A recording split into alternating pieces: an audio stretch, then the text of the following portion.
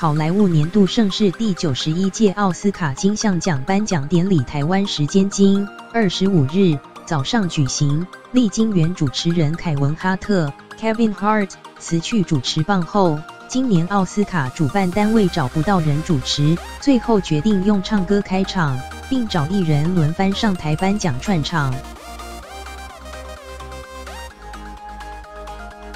对此，曾主持过奥斯卡的甜心女神安海瑟薇 （Anne Hathaway） 发文靠背，但她正能量的态度获得网友一面倒狂赞。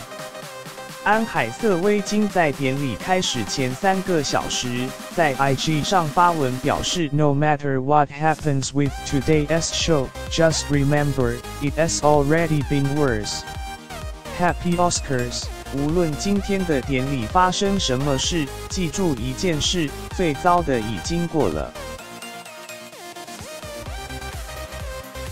奥斯卡快乐！事实上，安海瑟薇2011年曾和詹姆斯·法兰科 （James Franco） 搭档主持第83届奥斯卡颁奖典礼，但当年他被网友狂轰用力过猛，而男主持人则被质疑心不在焉。两人被讥是史上最烂、最尴尬的主持人拍档，而这段经历也成为安海瑟薇的黑历史。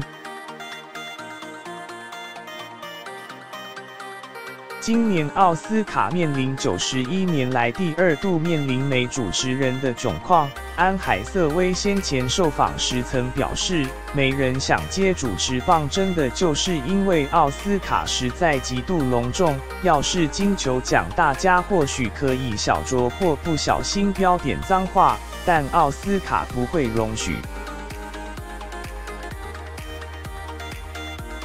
但他也点出，奥斯卡的隆重感及膨胀或吹嘘，或许已经不适合现代，但这就是奥斯卡骨子里的特质。